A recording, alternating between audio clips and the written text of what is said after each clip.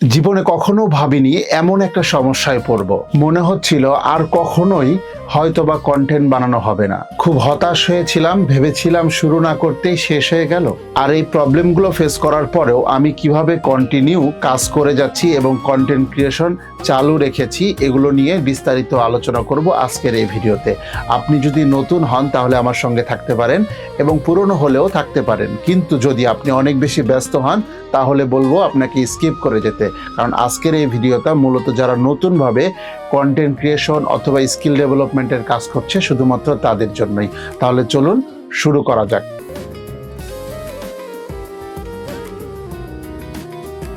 আজকের ভিডিওটা মূলত আরো 15-16 দিন আগে আমার পোস্ট করার কথা ছিল এবং বানানোর কথা ছিল, কিন্তু বানাতে এবং পোস্ট করতে একটু সময় লেগে গেল। কারণ এটা ফেব্রুয়ারি মাসের জার্নি, যেটা মার্চ মাসের 1 তারিখে সাধারণত পোস্ট করব বলে চিন্তা ভাবনা করে রেখেছিলাম, কিন্তু আসলে কেন, কি কারণে আমি এটা পোস্ট করতে পারি নাই এবং কি ধরনের প্রবলেম হয়েছিল, আমি এগুলো কিভাবে সলভ করলাম, এই বিষয়গুলো নিয়ে মূলত আজকের এই ভিডিওটা থাকবে।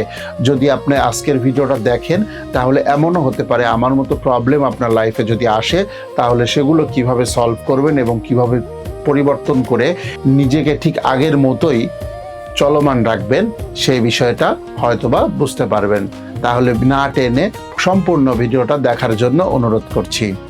তাহলে চলুন জেনে নেই আমার প্রবলেমটা কি হয়েছিল। শুরুতে প্রবলেমটা ডিসকাশন করি, তারপরে কিভাবে এটার সমাধান করলাম সেটা ডিসকাশন করব। তাহলে এখন আমরা প্রবলেমটা আগে জেনে নিই। প্রবলেমটা হচ্ছে, ধরেন নতুন যখন কেউ ক্রিয়েশন শুরু করে, ব্লগিং হোক, স্কিল ডেভেলপমেন্ট হোক, যখন সে শুরু করতে যাচ্ছে এমন সময় যদি তার জীবনে এমন বাধা আসে যে সেটা কোনোভাবেই তা করা সম্ভব না, তাহলে কি হয়, অনেকটা মানুষ ভেঙে পড়ে। আমার জীবনেও বিষয়টা ঠিক সেরকমই হয়েছিল। যেমন আমি ফেব্রুয়ারি মাসের 1 তারিখ থেকে চিন্তা করলাম যে প্রতিদিন 3টা করে রিল দেওয়ার চেষ্টা করব এবং সপ্তাহে একটা করে বড় ভিডিও বানাবো এবং প্রতিদিন আমি চেষ্টা করব অন্তত 1 থেকে 2 ঘন্টা করে আমার স্কিল ডেভেলপমেন্টের কাজ করা, যে জায়গাগুলো আমার কমতি ছিল এবং এই সময়টা আমার কোম্পানিতে কাজ কম হওয়ার কারণে আমি খুব স্বাচ্ছন্দ্যেই সেই বিষয়গুলো করতে পারতাম।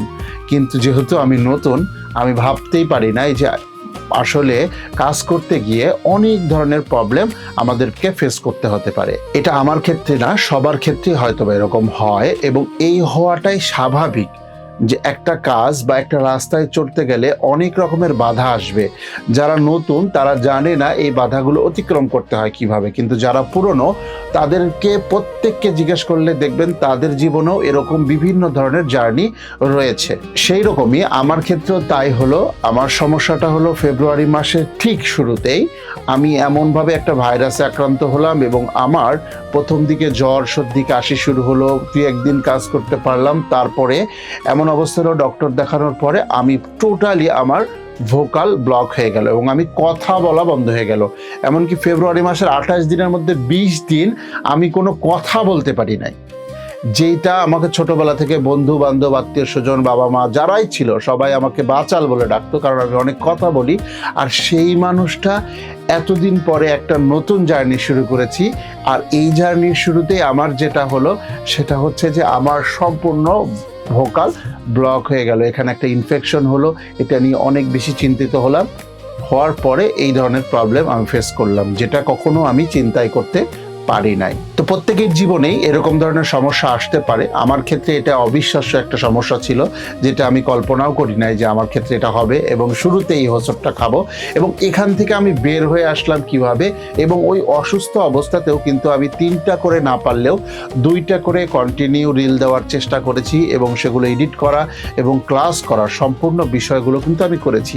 কিভাবে করেছি আমি এই বিষয়গুলো আজকে আপনাকে বলে দেব, যাতে করে এই সমস্যাগুলো আপনারাও যদি ফেস করেন তাহলে ভবিষ্যতে এসে আপনারাও এই ধরনের স্টেপ নিয়ে সমস্যার সমাধান করতে পারবেন। তাহলে এবার আমরা সলিউশন নিয়ে আলোচনা করি।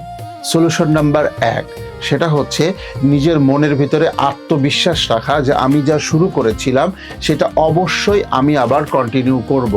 আমি এখন হয়তো বা একটু কমের দিকে আছি, কিন্তু একটা সময় আমি আবার দ্রুত গতি, অর্থাৎ এখন যে গতিতে আছি তার চাইতে বেশি ফোর্স দিয়ে শুরু করব। কিন্তু যে সময় আপনি অসুস্থ হবেন সেই সময় নিজেকে বেশি পরিমাণে ফোর্স দেওয়া যাবে না, কারণ আপনার সুস্থ হওয়াটা অত্যন্ত জরুরি। যেমন আমি 2 নাম্বার সলিউশন হিসেবে যেটা করেছিলাম সেটা হচ্ছে যে আমার নিজেকে রেস্ট দিয়েছিলাম। আমি ভোকালটাকে একদম রেস্ট দিয়েছি, সপ্তাহে কোনো কথা বলি নাই। রিলগুলো শুধুমাত্র সপ্তাহের শেষে একদিন একটু কষ্ট করে 1 ঘন্টার মধ্যে রেকর্ড করে নিয়ে আমি আবার 1 সপ্তাহ কথা বলা বন্ধ করেছি। এমনকি আমি আমার বন্ধু বান্ধব, আত্মীয় স্বজন, পরিবার পরিজন, সকল কোম্পানিতে যত রকম কাজ কাম ছিল সবার সাথে কথা বলা বন্ধ করে দিয়ে শুধুমাত্র মেসেজ করেছি। তো এইটা ছিল আমার হচ্ছে 2 নাম্বার সলিউশন। 3 নাম্বার সলিউশন যেটা হবে সেটা হচ্ছে যে অসুস্থতা আসুক, বাধা আসুক, যত যাই সমস্যা আসুক না কেন, আপনি যদি আপনার উদ্দেশ্যের উপরে অটল থাকেন তাহলে দেখবেন সমস্ত সমস্যা আল্লাহ রাব্বুল আলামিন আপনার থেকে দূরে সরিয়ে নিয়ে যাবে এবং আপনি পুনরায় আবার কাজ করতে শুরু করবেন। আজকের ভিডিওটা হয়তো বা আরও অনেক বড় করতে পারতাম, কিন্তু আজকে আর বড় করলাম না। সামারি হিসেবে আমরা এতটুকু বুঝতে পারি, নতুন নতুন যখন আমরা কোনো কাজ শুরু করি সেই কাজগুলোতে অনেক বাধা আসে, যা অন্য পুরনো যারা আছে, কন্টেন্ট ক্রিয়েটর হোক বা অন্য যারা পুরনো আছে, তাদের এই অভিজ্ঞতা থাকে বলে তারা সেই সমস্যাগুলো সমাধান করে চলতে পারে। আমাদের অভিজ্ঞতা নিয়েই তাই আমাদেরকে অন্যের ভিডিওগুলো দেখতে হবে, অন্যের সমস্যাগুলো সম্পর্কে অবজারভেশন করতে হবে এবং অন্যের অভিজ্ঞতা থেকে কিছুটা সতর্কতা বাণী আমাদেরকে নিতে হবে। তাহলে আমরাও সামনের দিকে এই ধরনের প্রবলেম যখন ফেস করব, কিভাবে এর থেকে বাঁচতে হয় সেই সমস্যাগুলো থেকে বাঁচতে পারবো।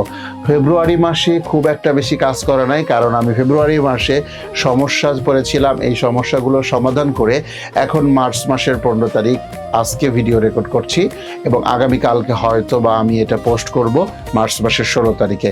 তো সেই ক্ষেত্রে দেখা গেল যে আমি এখন মোটামুটি ঠিক আগে যে স্পিডে চলার চেষ্টা করেছিলাম এখনও আবারও সেই স্পিডে ফেরত এসেছি। আশা করছি আমার ভিডিওটা দেখলে আপনি বুঝতে পারবেন যে প্রবলেম আসতেই পারে, কিন্তু প্রবলেম থেকে আমাদের সামনে এগিয়ে যাওয়ার রাস্তাটা আরও অনেক বেশি সুন্দর হবে এবং আমি আগে যতটুকু স্পিডে কাজ করতাম এখন তার চাইতে বেশি স্পিডে কাজ করতে পারতেছি। কারণ বাধা আসে আপনাকে শক্তিশালী করার জন্য, বাধা আপনাকে ভেঙে ফেলার জন্য না।